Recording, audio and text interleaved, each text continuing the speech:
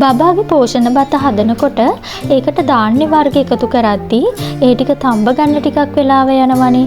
ඉතින් ජොබ් එකක් කරන අම්මා කෙනෙක් නම් අපහසුතාවයටපත් වෙනවා කෑම එක හදාගන්න ටිකක් වෙලාව යන නිසා. මම ඒකට විසඳුමක් විදිහට කළේ මේ ධාන්‍ය වර්ග ටික හොඳට හොදලා වේලලා කුඩු කරලා තියාගන්න එක.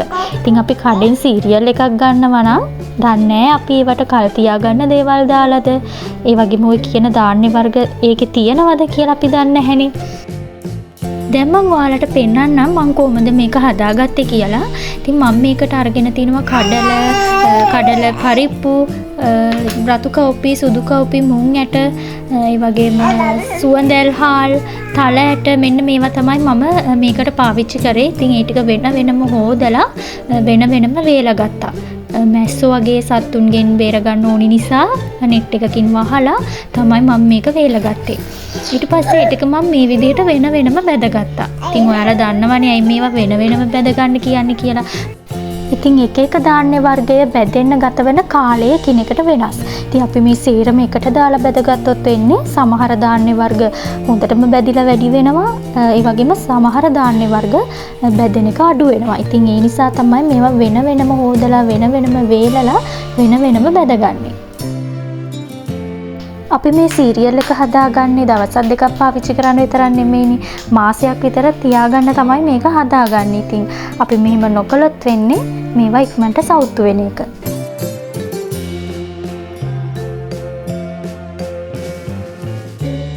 ඉතින් මේ වෙනම බැදගත්ත ධාන්‍ය ටික මං අන්තිමට ආයි සේරම එකට දාලා චුට්ටක් මේ විදිහට මේ ටික රත් කරගත්තා. මොකද එතකොට තමයි මේක කුඩු කරගන්න ලේසි වෙන්නේ.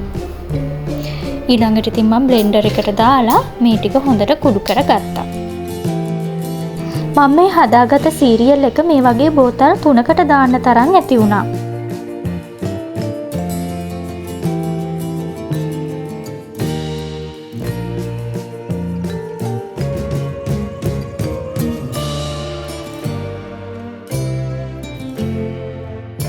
මම දැන් ඔයාලට පෙන්නන්නම් මම කොහොමද මේක පාවිච්චි කරන්න කියලා.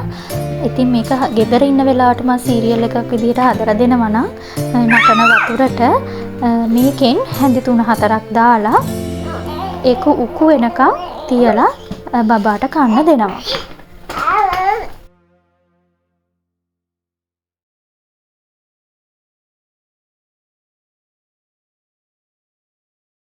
මං කොහේ හරි ගිය වෙලාවකට නම් කරන්නේ මේ සීරියල් එකට නටන උණු වතුර ටිකක් දාලා කෑමට දෙන එක. බබාගේ කෑම එකටත් අපිට මේ සීරියල් එකෙන් ටිකක් එකතු කරලා දෙන්න පුළුවන්. මේ වීඩියෝ එක ඔයාලට වැදගත් වුණා නම් මගේ channel එක subscribe කරගෙනම යන්න.